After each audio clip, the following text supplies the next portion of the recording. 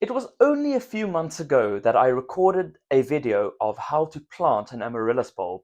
This exact bulb it was. And here it is, a good number of months later, already flowered, and if you can see, setting seed. Now that it has flowered, and following on from all the comments and questions I had on that initial video on how to care for Amaryllis and how to ensure that they flower again, I thought it's time to make a post-flowering video on caring for Amaryllis to ensure that they grow healthily, happily, and come back after their dormancy period to reward you with even more beautiful blooms. So here we are, this exact bulb which I planted back in December, is still in the same pot. All I've done is keep it in a warm, bright, sunny room where it has been growing, where it flowered. Yes, on this occasion, only on one stalk. And as you can see, the seeds are set, and I am actually, I guess, controversially to some, leaving the seeds to form because I would like to make more babies of this specific plant. Now, one of the first things I would say about post-flowering care in Amaryllis is to actually remove the stalk, because this is taking a lot of energy from the plant. And so if you're not interested necessarily in propagating them or making more, then it's absolutely fine to remove the stalk. And you can do that quite low down by simply cutting it off and leaving the leaves. This is very important. You do need to leave the leaves because they're obviously the photosynthesizing machinery of the plant, and it's causing all the energy to go to the bulbs and to ensure that the plant grows away healthily. At this stage in the process, you are left with two choices. The first is to leave it in its pot for the duration of the summer. Doing this gives you the flexibility to move the plant around. And if you recall from this video, which is the one I did all those months ago, I mentioned that they want as much heat and light as possible, because if you consider where they're from, and I also alluded to this in that video, being from Central America, most notably Mexico, they want those conditions. So leaving it in its pot gives you the advantage of being able to move it about. If, for example, you find that in its original position in the garden, in its pot, it's perhaps too shaded or even too scorching, you can just move it on those days that conditions aren't ideal. So by leaving it in the pot, you have more control over what to do with it. However, do take note that in a pot, for example, if it were to be left in a pot this size, it will require and it will need regular watering.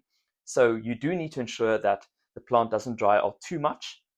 It needs water, and if you can provide it with a light, balanced fertilizer throughout the growing season, you will ensure that it contains and takes up the required nutrients to keep growing away really healthily. So if option one is to leave it in its pot but move it out into the garden, option two would be to actually transplant it into the garden.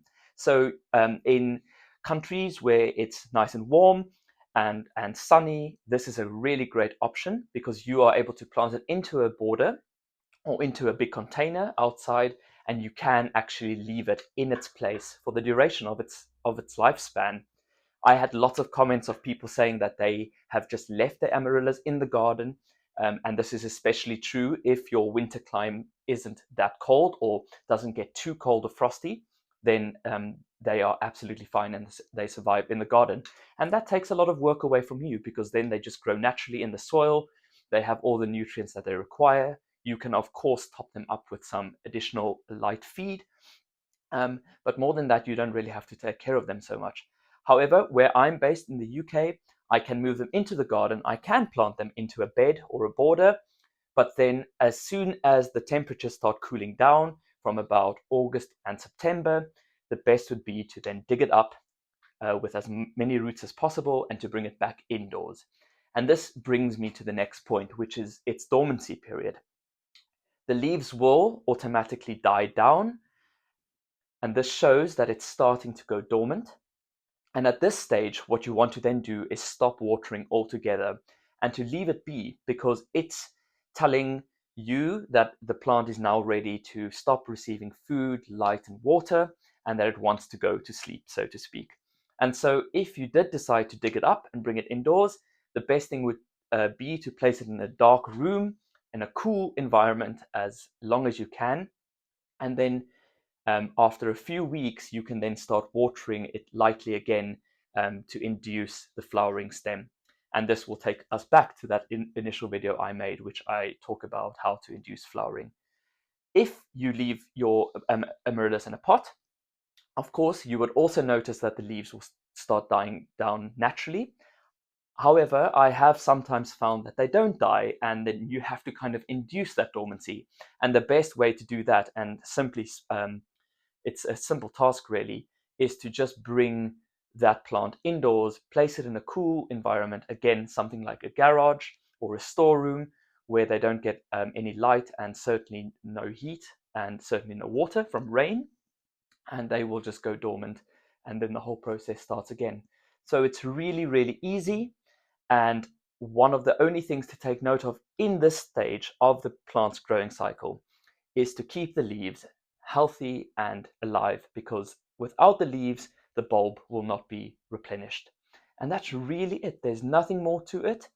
They can be susceptible to some pests. I know slugs tend to like them a lot. So if you want to keep them protected from slugs, if you struggle with them, that would be a good practice.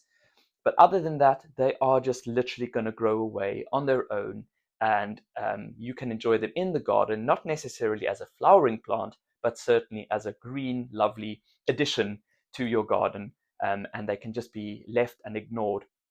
But don't forget them there, because if you're, like I said, if your climate isn't conducive to keeping them alive over winter, you might really need to consider bringing them indoors. So as it isn't quite warm enough yet here in the UK where I live to move this plant outdoors, I'm going to keep it in this pot. I'm going to start feeding it lightly, and I'm going to keep it well watered and keep continuing to give it as much light and heat as possible. And the moment I feel confident that what is happening outdoors is safe for this plant to go there, I will then move it into the sunniest and lightest spot that I can find.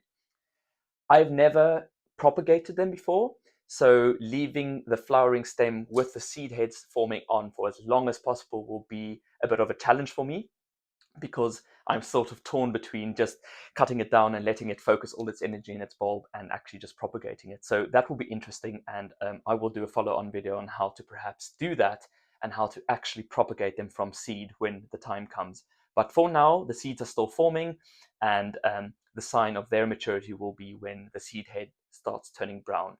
And then the whole process will start from seed again, and that is a video for another day, so I won't talk about that on this occasion.